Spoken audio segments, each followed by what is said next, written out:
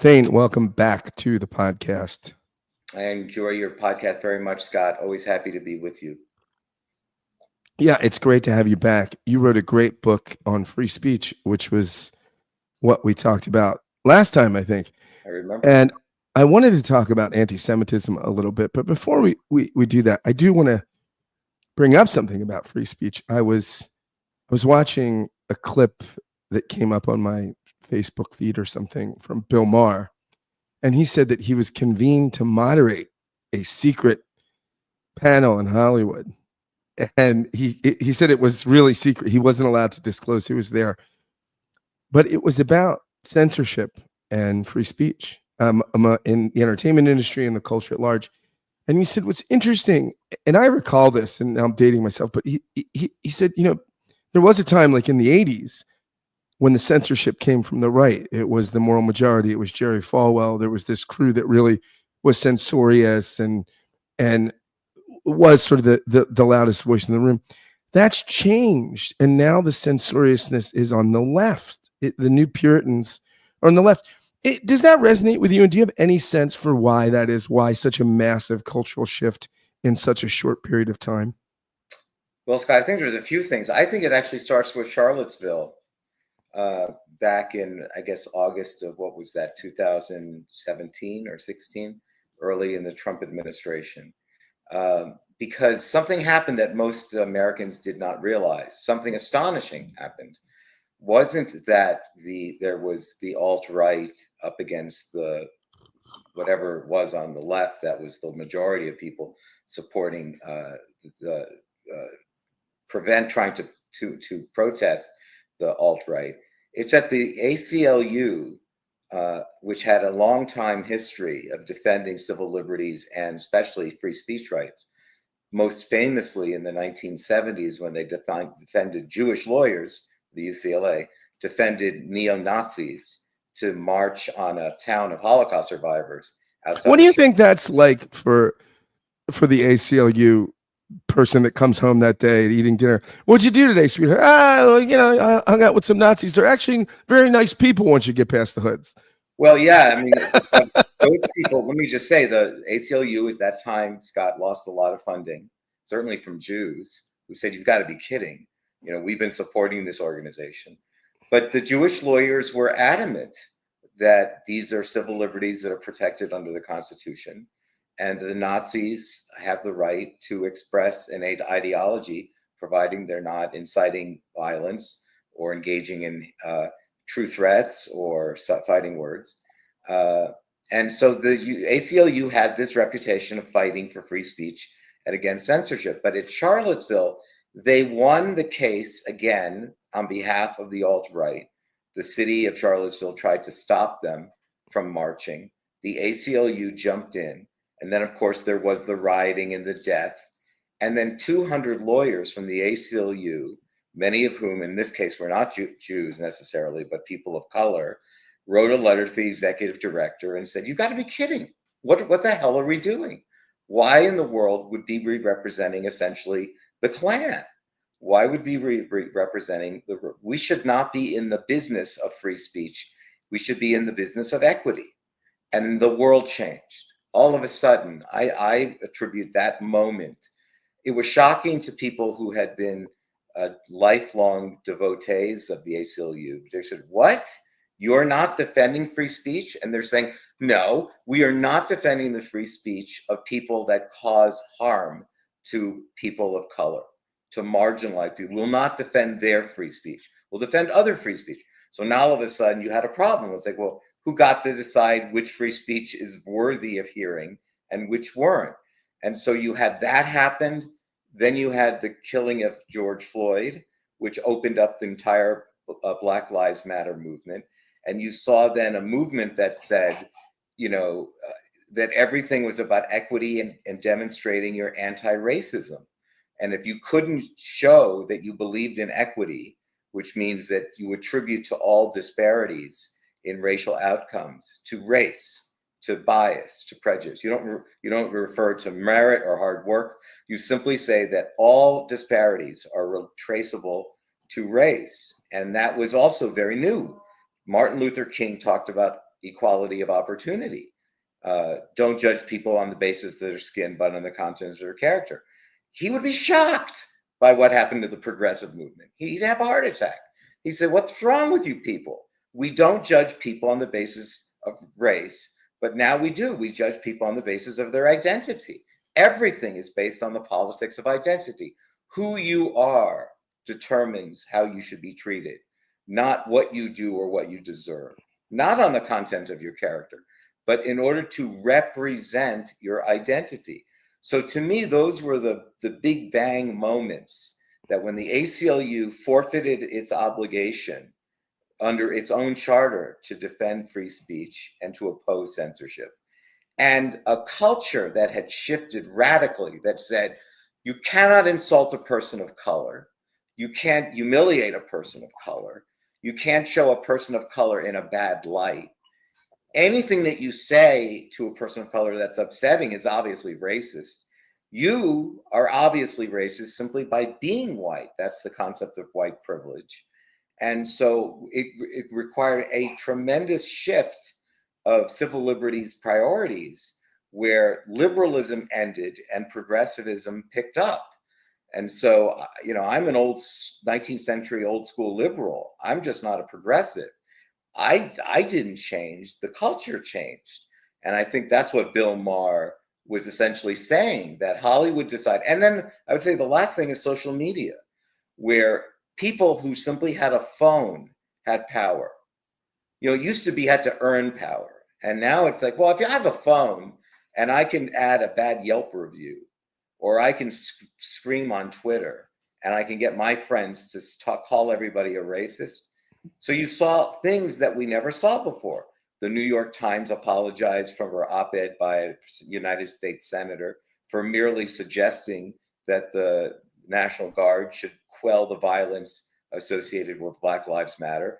They fired everyone. That invented Barry Weiss, for God's sakes. Barry Weiss was reincarnated because of the censorship of the you know, she knows this. She's a friend of mine. You know, thank God the free press was built by the New York Times decision to let a bunch of kids who worked there right out of college, who came from universities that had this ethos, this catechism of the intersectional critical race, you know, ideology. And they decided that you cannot, it was unsafe, again, this new word of danger, endangering people of color simply by insulting them or offending them or raising issues that makes them feel uncomfortable. Comfort is the key in our new culture. So all of a sudden, the kids were in charge, kids with phones and Twitter accounts and social media, who would threaten their employer. So you saw New York Times firing their entire staff and apologizing for an op-ed written by a United States senator. By the way, calling out the National Guard as if that's a racist act to quell the violence associated with Black Lives Matter, when in fact the National Guards became famous in the United States for integrating the schools in the South. So it just seemed everything got turned on its head. The heroes of the civil rights movement, in many ways, were the National Guards. I did an event once with Supreme Court Justice Stephen Breyer, who said, you know, you can see it online. He said, you know, sometimes people just talk too much and you got to bring a gun. And you went, what? Like, you know, you're a liberal justice. And he said, yeah, what he meant was sometimes all the decisions of the courts don't matter unless the National Guards enforce the rules. And he pointed out. So I'm just saying those are three things that completely change the culture. And although the law is the same, Supreme Court precedents have not changed, but the culture has changed in deciding what is permissible speech and what is not. No, you say something interesting. You identify as a liberal, classical liberal, which I do. Cards on the table. I've been a Democrat my whole life. I voted for Kamala Harris in the last election. But I find people on the progressive side of the party and the culture, when they call me a liberal, it's an insult. They mean, and this has happened. They say, you're such a liberal. And it's meant to be, you're not one of us, right? We're not part of the left. Now, I wonder, is the new fault line liberal versus illiberal, right? Because you have populist illiberals on the right and populist sort of progressive illiberals on the left. And then you have people like my friend David French, who is quite a conservative guy. He's been on the show several times, evangelical Christian. I find I often get along with him better because we're both in that classical liberal category, despite significant political differences, than I do people to the left of me in my own party. Is that the new fault line, whether you're classical liberal or not? Yeah, Scott. I mean, I think that, if you think of the European Enlightenment and all the enlightened philosophers of the 18th century, which essentially created the world of natural rights and liberalism, that's where it all emanates from. Liberalism really simply means I'm open for business, mentally, intellectually. I'm open. I'm prepared to listen to Scott, and I'm prepared to listen to David and Billy and Sid, and I don't freak out. I don't have a groupthink mentality. I don't start screaming at people. I don't start threatening to cancel them. I simply say something that no one says anymore. This is the classic liberal line that you don't hear anymore. Scott, that was very interesting. I don't think I agree with it, but it's definitely food for thought. I hadn't thought of that perspective before. I'm going to sit with this for a few days. I don't think it'll change my mind very much, but I appreciated you opening me up to that way of thinking. Who talks like that now? Today is, if you don't say or think what I think right now and say it in the way that I would say, it's not even a matter of agreeing with me. You have to say it. This is like Maoist China. We're living in an American version that if you can sit in a corner and wear a dunce cap until you not only say it, adopt the right view, but say it exactly like I say it, so that we see bizarre things. Taking, Abraham Lincoln's name off a building. Why? Well, he didn't start out against slavery. He wasn't right there in the beginning. And we have a moral purity test. Unless you can pass the moral purity test, we're living in the world of Maoist China. I mean, come on, Thane. He also did use male pronouns for God. I mean, this is, come on. We all know. Yeah. So I think that's the difference. The liberals are open for business intellectually, and progressives are closed for business because they demand moral, ethical, political, ideological purity tests. And if they don't see it, they go insane. They literally go insane. They start screeching and yelling and threatening and canceling. And we've allowed this to happen. We've all allowed a bunch of, most of them are kids or activists that don't have jobs who spend their day shrieking like banshees, and they're in charge. Now, I'm going to put forth something right now that I'm planning to be in an online forum later today where I'm going to say the same thing, and I'm going to be canceled, I'm sure, but that's fine. I mean, what do I care? I don't, the last tragic school shooting that just happened at Abundant Life at the school in Madison. And this is anecdotal. This is impressionistic, but this is what I'm seeing right now. On the left, and again, I say this as someone who's on the left. In my circle, the reaction is quite different when the perpetrator is a female and it happens at a Christian school. The media response and the response of folks I'm talking with on the left seems different. Am I crazy, or is there something there? No, there's definitely something there. I mean, look, again, what we've lived with culturally, again, not legally, which is interesting. The culture is out of step with First Amendment principles, even Second Amendment principles. We're out of step, and the culture seems to be in charge. And that's what's really different. The cancellation culture took over. And so even though the law would protect people, the culture will not protect people. And so there is a presumption that religious people, unless they're Muslims, are wrong. They have it wrong. They're prejudiced, they're biased. Now again, it's crazy. Islamists chop the heads off of women and stone them, but they're okay because that's moral relativism. Who are we to tell a brown-skinned person from the Middle East how to live their lives? Who, I mean, if they want to chop off heads, let them chop off heads. This is the insanity. Some of my best friends are beheaders. Yes, exactly. I probably would, if I was a Muslim, I would have cut off a head. Of course, I can see that. It's legitimate. I know this sounds insane, but this is exactly what people say. This is the cancer of moral relativism. The unwillingness to say, this is right and this is wrong. Fundamental distinctions between right and wrong have been lost. Now we're saying, well, you never know. Who's to say? They have their own way. We like the New York Yankees. They like to stone women. Stoning women is fine in their culture. We're not going to tell them anything. But when it comes to Christianity and Judaism, all of a sudden it's misogynistic, it's racist. And so that's why you saw, how even during COVID, how the system came down on religious services, because again, that would, if it was Muslim services, it would have been fine. And a mosque, no one would have dared walked in and said, look, you're violating the law under COVID. So, again, it has a lot to do with a very strong anti-white ethos, anti-Western culture ethos, anti-colonialist ethos. The worst thing you can call people today are two words: racist, Islamophobe, and a colonialist, which is how Israel falls into this.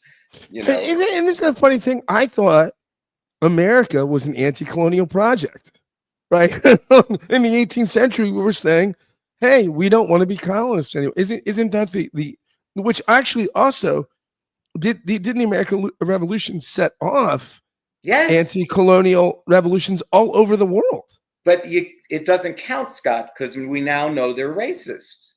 To be called a racist means you have any public or intellectual legitimacy. And so the moment during Black Lives Matter that we decided that all white people, a number of things all happened. Ibrahim Kendi, his book, right? We started to learn the lingo of anti-racism and to presume that if you're white, you're racist, you're an oppressor, and you're guilty. And if you're a person of color, you are innocent, your actions cannot be judged, and you have very important things to say, and people should shut up while you're talking. And this actually happened, and it's still very prevalent in our culture. So for instance, Winston Churchill, who essentially won World War II, is a racist and a colonialist, right? But Barack Obama removed his bust from the Oval Office. For people like me, it was shocking, right? Barack Obama, is a fascinating figure because he was the darling of the progressive movement, who was a profound disappointment to them because he didn't govern like a progressive. But he had all of the anti-racist sensibility. He had the anti-colonial sensibility. He had all that. He was ready to go. He just wasn't. His high moment time happened when he came out of office. He must have been sitting in Chicago just doing cartwheels, wishing that this would have been under his administration. But what's happened is something is right out of his playbook. Everything, including the dealings with Israel, the presumptions against white people, all of this is a part of this culture. So when you say, weren't the founding fathers anti-colonialists? Not if they're racists. They don't get the credit, right, for that. Israelis are not indigenous to Israel. What? Has anyone seen the Old Testament? Right? Have you ever seen any archaeological? No, they're all from Brooklyn and Brentwood and Brookline. They're not, or Poland. Go back to Poland. Nobody's from there, right? Jews are not from there. This is a complete whitewashing of history. What is it for? Because we're saying Jews are white. Well, the reality is more than 50% of the Israelis are actually people of color. They're Mizrahi Jews. They're Arabs. But again, you wouldn't know that on campus because campus students are brainwashed and indoctrinated to think Israelis are white oppressors. They're just like us, white oppressors. America is guilty. Israel is guilty. And so all of these other, and Zionism is an anti-colonialist. It's not just the founding fathers of the United States. The founding fathers of Israel, the Zionists, were anti-colonial. They kicked the British, as the United States colonies kicked the British out of the United States. The Israelis made it impossible for the British to govern any further, and the promise that they had made, with the Balfour Resolution that was adopted by the League of Nations and then adopted by the United Nations, which was to create a Jewish homeland and an Arab homeland. All of a sudden, that went on a fast track because the early Zionists basically made life miserable for the British, and they left. And so and then the United Nations voted on a partition plan, and Israel declared its independence. In a way, you should look at Israel as the ultimate anti-colonial enterprise, and instead we're being told it's a colonialist enterprise. It's interesting because you mentioned Winston Churchill. So not just history fans should be offended by removing the bust, but all people that think you can have a good slug of gin before noon and still get things done. I mean, the other thing that I was thinking about the founding fathers recently, I heard a historian was talking about John Quincy Adams, and his mother was just always on him, Abigail Adams, about working harder and being more disciplined. And he says, he's writing as an adult. I think this was after he was president. He said, if I had just been more disciplined, I could have ended slavery and got women's suffrage done. And I'm thinking, it sounds like having a Jewish mother can be tough. Having a Puritan mother must have just been brutal. Yeah. But you've written an article on anti-Semitism recently, the Ivy League kind. And this is, I'm reading about this at the Oxford Debating Society, and I'm imagining if you could have had some Nazis from World War II, they might have been in the crowd going, that's a little too on the nose. This is some really extreme stuff. Do you want to fill my listeners in a little bit on just what's going on at Oxford these days? Well, at the end of November, there's an organization that's loosely affiliated with the university called the Oxford Union. It happens to be I think the oldest and clearly the most prestigious debating society in the world. For over 200 years, on every week, they would have a debate, a public resolution, and they would have either individuals one-on-one or two-on-two, or in this case, there were four-on-four. And they come up with resolved, is the world flat, or, something crazy, should, whatever it is, the topic of the day, right? The speakers dress up in tuxedos and evening gowns. Largely, many members of the audience are also dressed up. It is an August, moment, very filled with a sense of intellectual openness, curiosity, rigor, in the spirit of true intellectual debate. And a lot, Winston Churchill debated there, Robert Kennedy debated there. There have been, if you look at the roster, everyone got a shot, at being a part of the Oxford Union.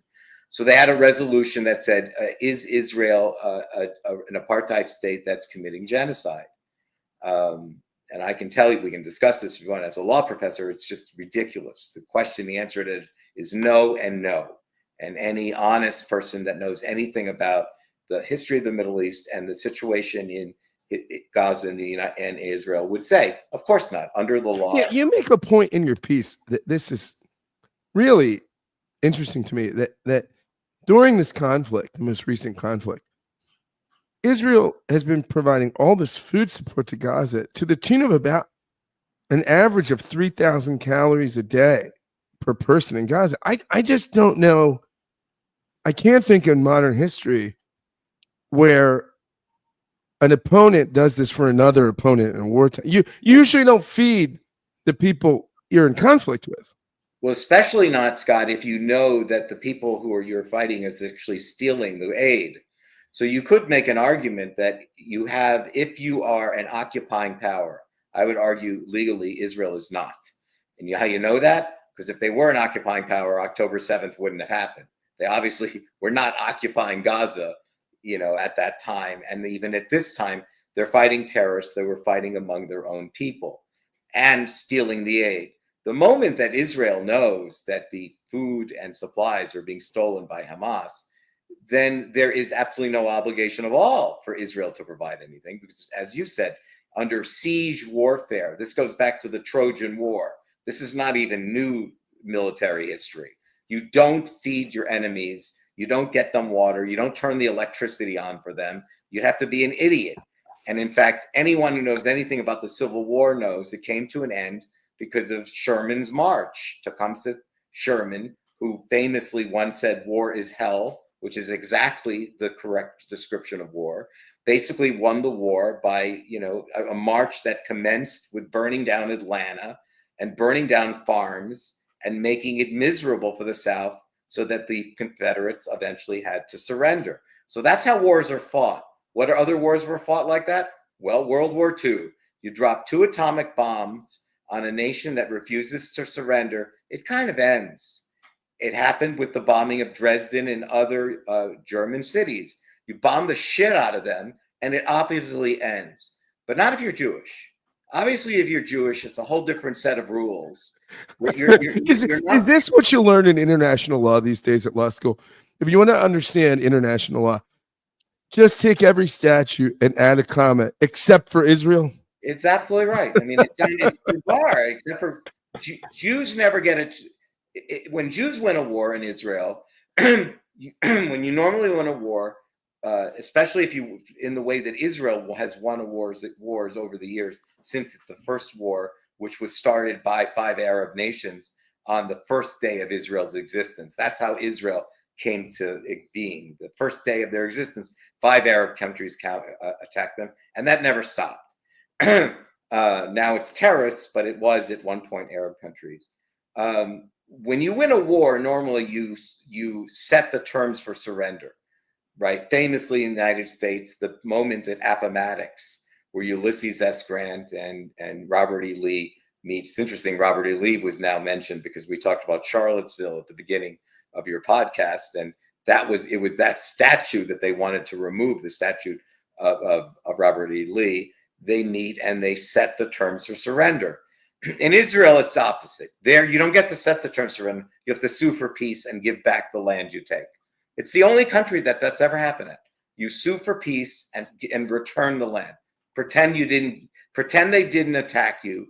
Pretend you didn't have rights under Article 51 of the United Nations Charter to self-defense. Pretend that, and let's start all over and give the Arabs back exactly what they want and let them do it again.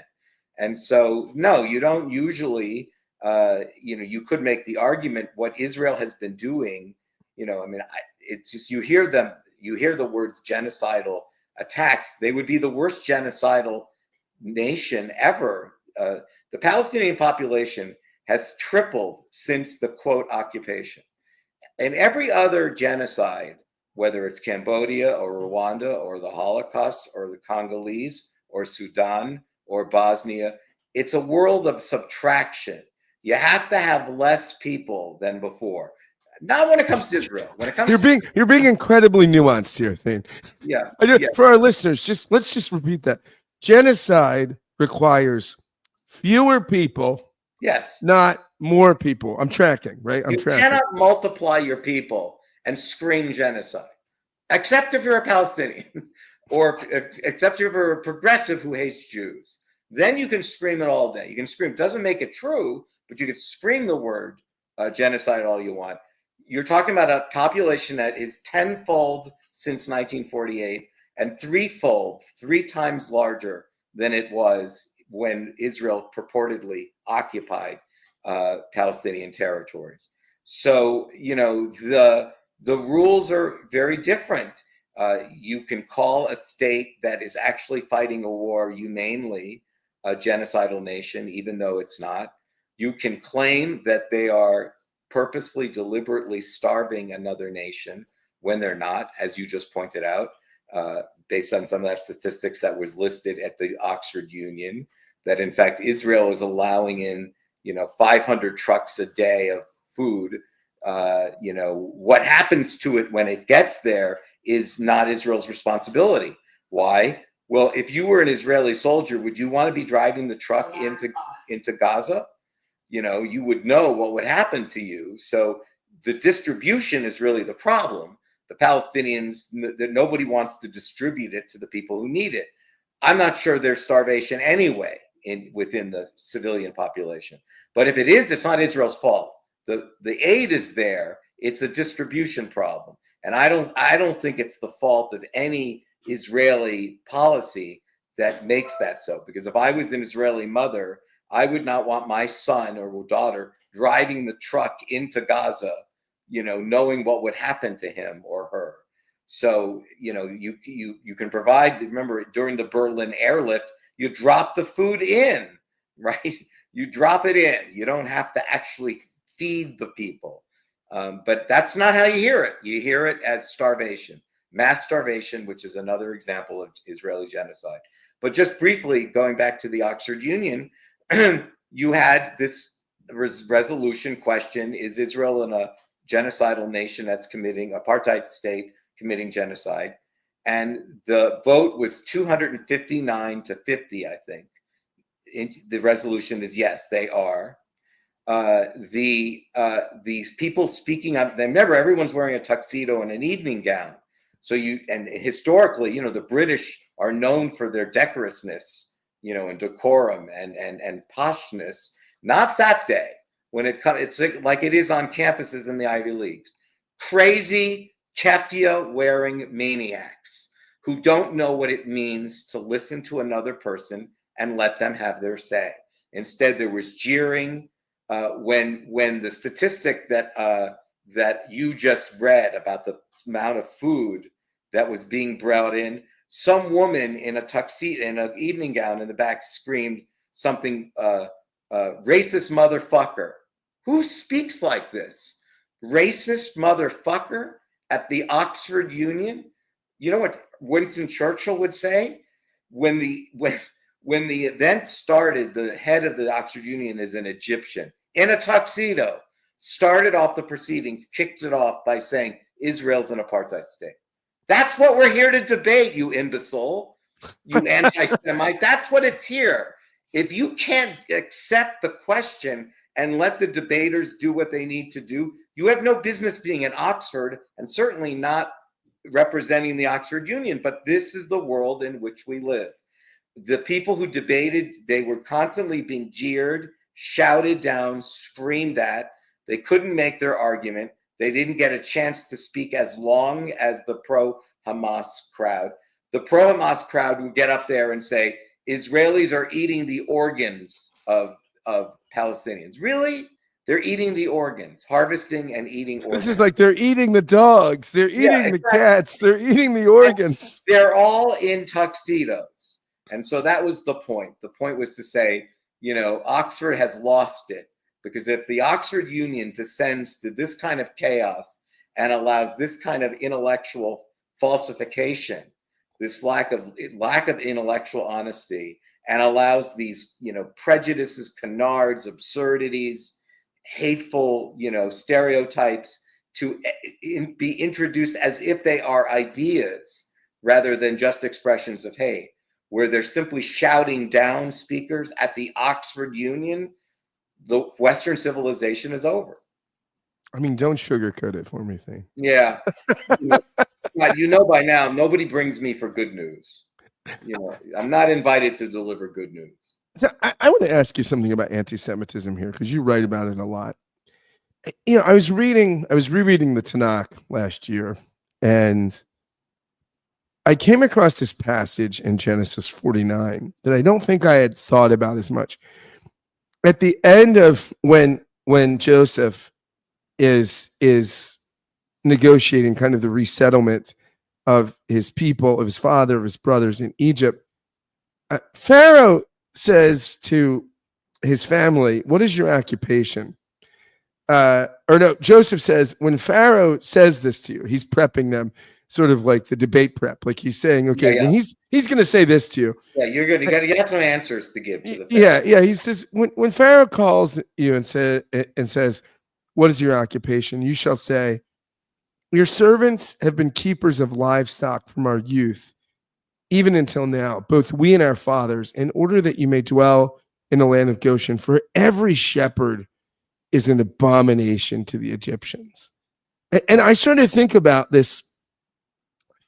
It's tough to be imperialistic when you're a shepherd, right? You're kind of, you're mobile, your flocks are grazing. To have an empire, you've got to be agrarian, right? I mean, like Egypt, or, this is the mark of an empire. And it got me thinking about some stuff Rosenzweig wrote in The Star of Redemption. And this resentment of Jews is different than modern racism, which we could trace to certain discussions in Kant and other things about how we categorize races. This is different, right? It's pre-modern. I mean, there's something about hating Jews that's not in the intellectual purview of modern racism. It's something different, which we see in the book of Genesis, that there's something about the way this people exist that makes it confounding to imperialists, confounding to bigger nations around it. Is there something there? I mean, does the Bible have something there to tell us about the source of anti-Semitism?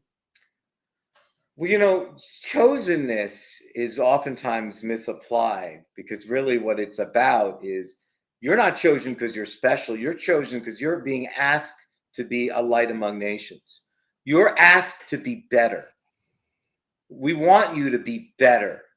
And Jews are very good at trying to be better. And John Quincy Adams, he wasn't Jewish, but he would have been the same way. As you said, I think that there has been, an enormous amount of resentment in everywhere the Jews are, in the cosmopolitan, intellectual, professional roles that they play in every society where they are. Poland never recovered from their loss of Jews. They're like at the bottom of the GDP in Europe. I don't think they care, but the Holocaust, people don't remember. It's 2 out of 3 Jews of Europe, but 9 out of 10 Polish Jews. 90% of Polish Jews. So you're talking about doctors, lawyers, poets, philosophers, violinists. Those people, 9 out of 10 of them were all killed.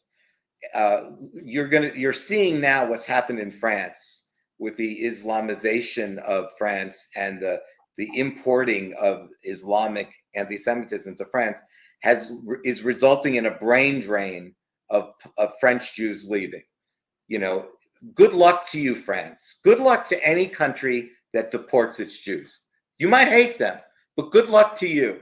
Let's see what you look like in 5 or 10 years. You're going to look back and say, we now have no-go zones. We have no free speech. We have violent people who want to create a caliphate throughout Europe. And we got no good delis. Yeah, no, right. All the delis are gone. Yeah, we have no books to read because the only book you can read is the Quran. We have no art because you can't depict Muhammad or anything in Islam. Good luck, French culture. Nice work. Way to go, buddy. So, that part of the resentment factor. Look at Israel, tiny country. They ended up with roughly under 50% of the land that was promised to them. Israel was originally promised for the Balfour Resolution, a country that would have included Israel and Jordan and the Palestinian territories. It would have been a very big country. They ended up with less, like around a third, a little more than a third of that land. Instead of freaking out like the Palestinians do whenever they're offered a country because they don't get the exact olive tree that they want, and they have to have every other person who's been a Palestinian has to be able to come back, and there can't be any Jews here, right? So instead of this sort of the Palestinian petulance, the Israelis goes, you know what? We'll take this and we'll turn this into a kick-ass country. We will invent all the technology for iPhones, for GPS systems, medications, miracle wonder drugs. We will make the ocean water desalinated so you can drink it. Watch us rock. Watch us roll. This is how we roll. The Palestinians have brought. You think water to wine was a big deal? Yeah, exactly. Salt water to drinking water. The Palestinians' big invention is that they can fly a kite where the tail is on fire. This is their science project. That's why they don't win a Nobel Prize in chemistry. They won't. This is their contribution to society.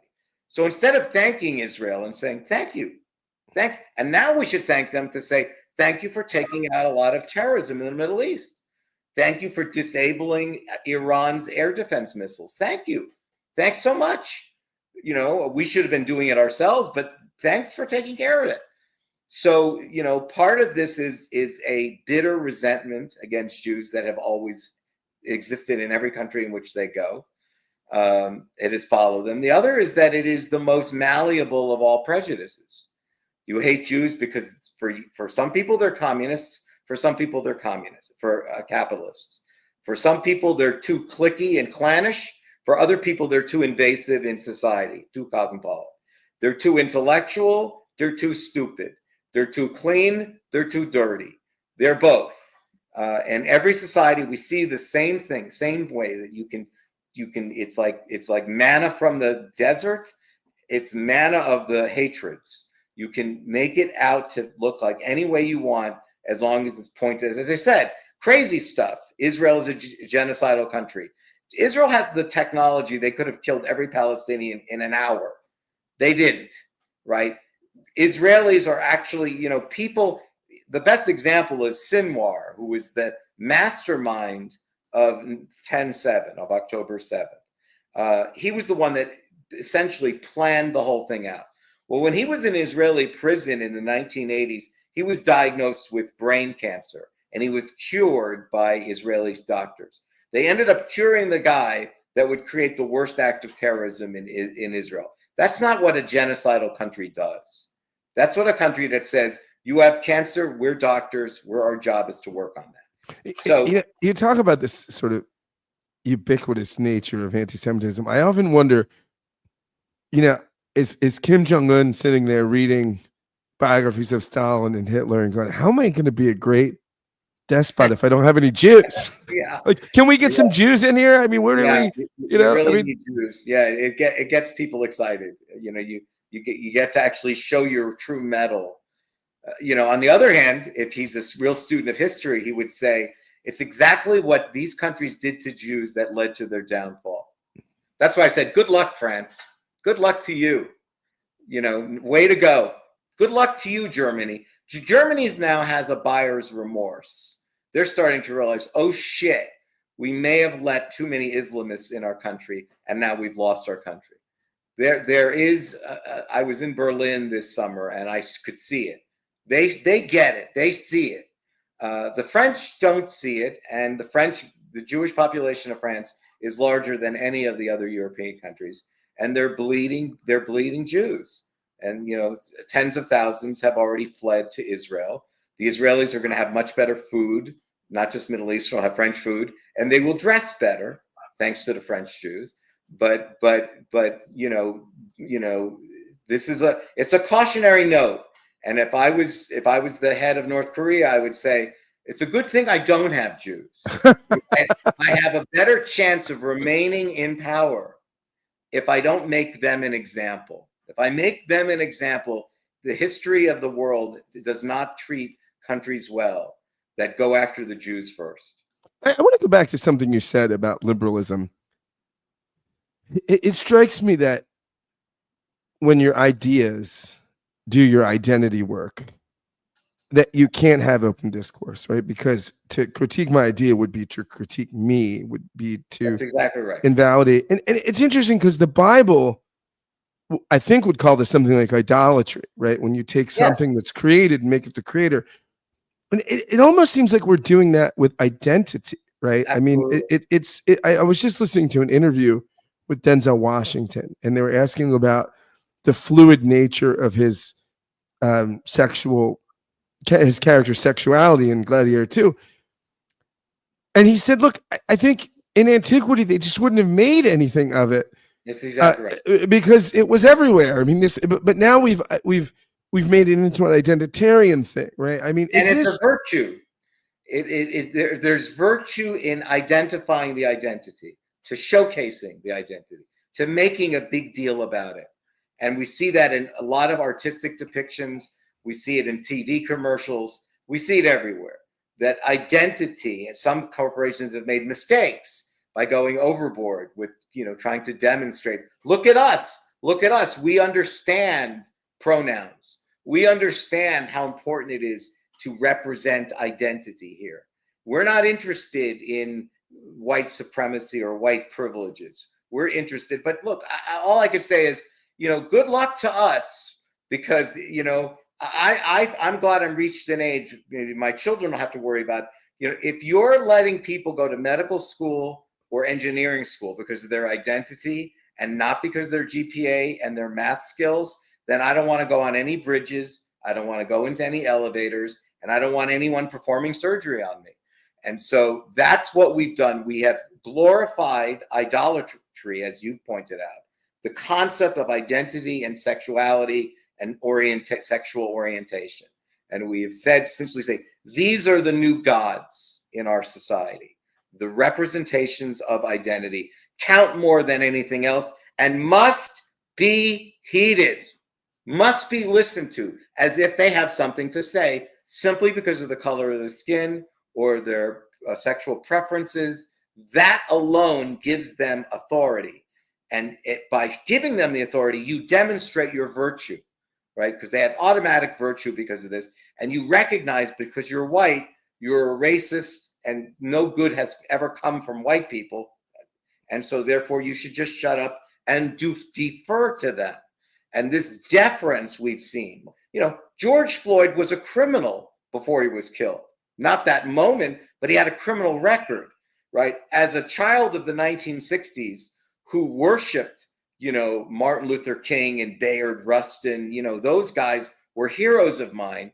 They would be shocked that a clown like George Floyd, a guy that once put a gun to the womb of a pregnant woman, right? That this guy is being treated as if he's the new saint of the civil rights movement. He's not. He's a guy with a criminal record who should not have been killed, for sure. There's no question about that. But the fact that he now becomes a symbol of the civil rights movement and not, the true leaders of that movement from the 1960s, who people are forgetting. And that's the key, right? The ability to say two things, right? Two things can be true.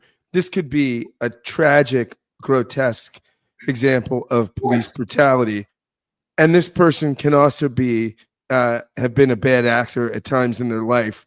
Both of these things can be true, but the identity is not racist. I know what I just said.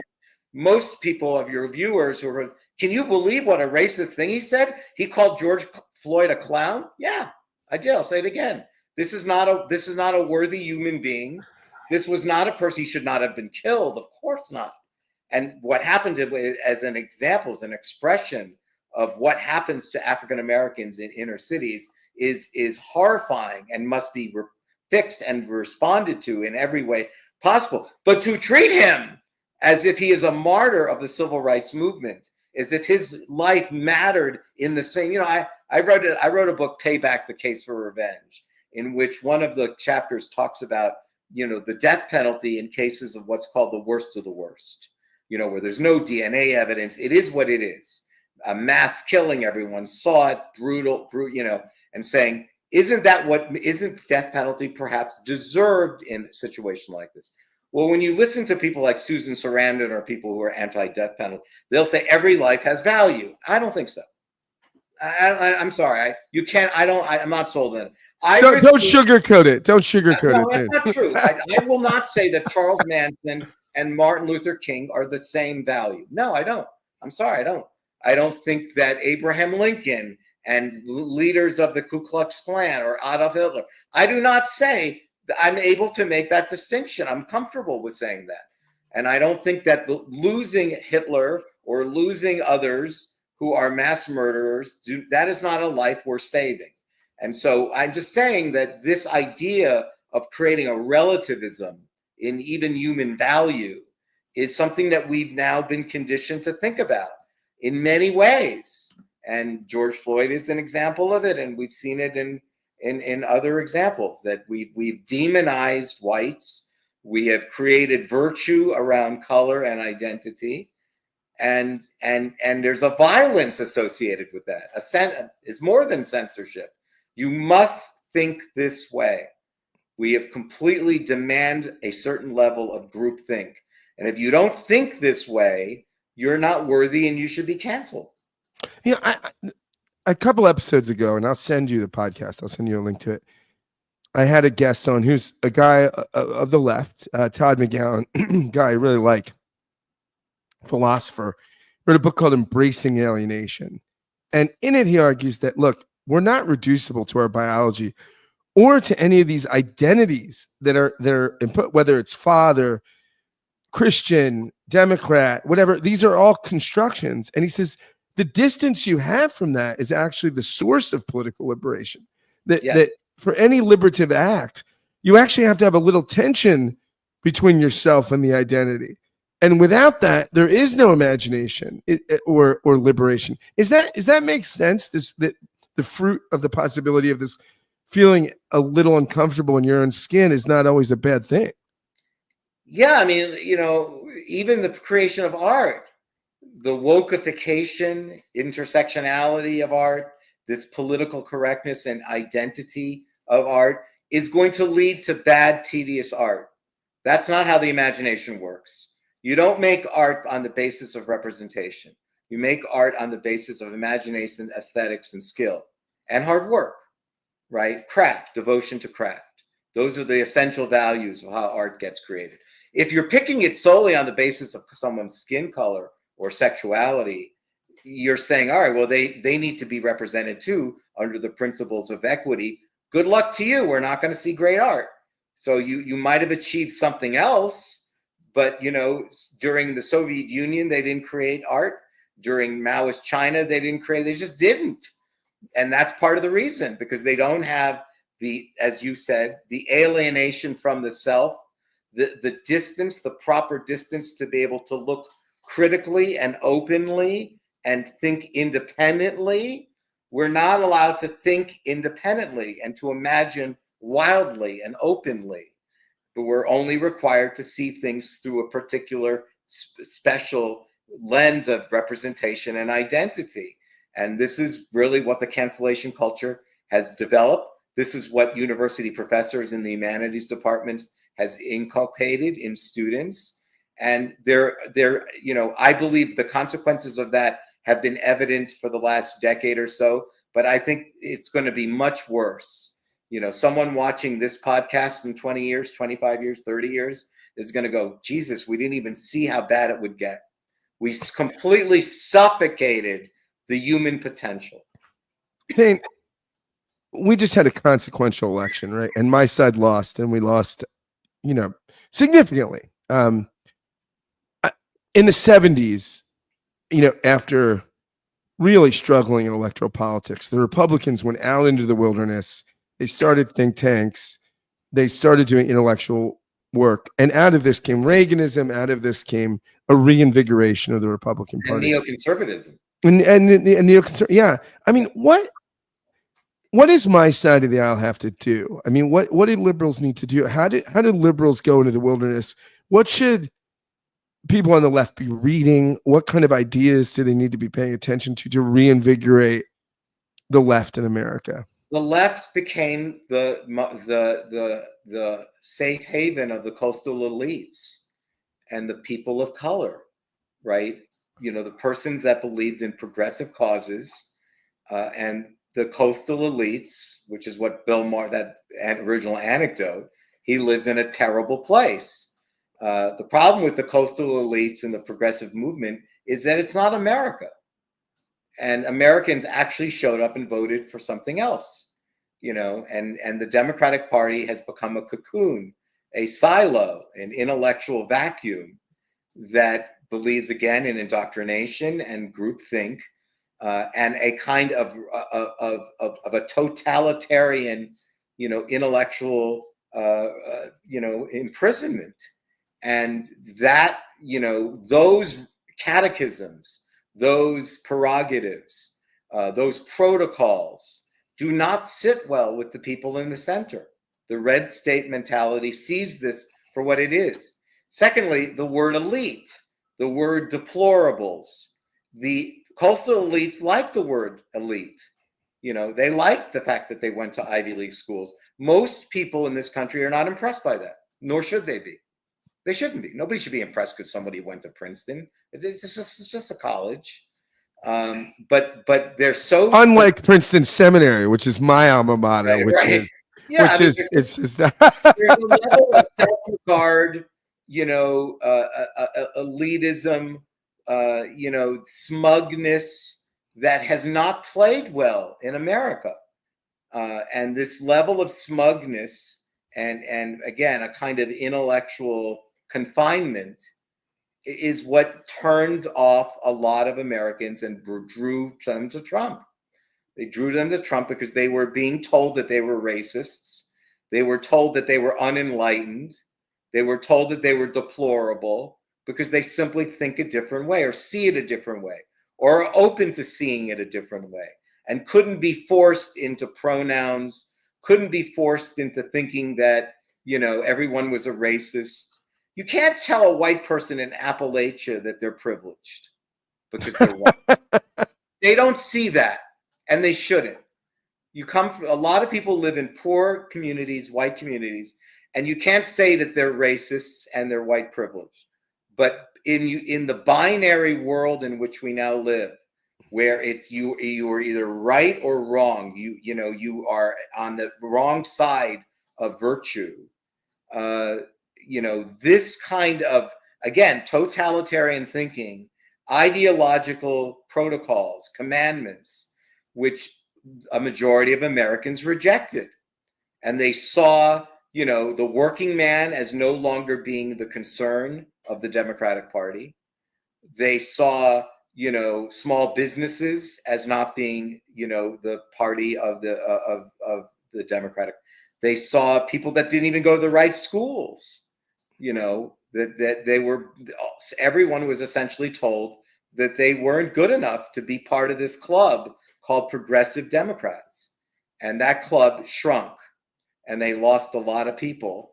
And what happened more is it, I think, galvanized the electoral power of people that never voted, who said, shit, I'm getting involved in this election because I can't believe what's happened to this country.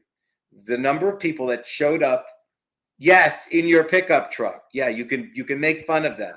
Make fun of them. Yeah, good work, Democrats. Make fun of people in pickup trucks who listen to country music, who chew tobacco and love college football. Good job, Democrats. Make fun of them, because those are the very people that took their driver's licenses, got in their truck. They didn't falsify mail-in ballots. They showed up, stood in line, and said, I'm going to vote for the other guy. Thane, this has been a great conversation, and I'll definitely have you back. You don't disappoint. Nice. Well, you're an excellent interlocutor, and you're fun to be around. So I think I'm not sure I'm always this good. If I'm good, you help. Thank you. Thanks so much.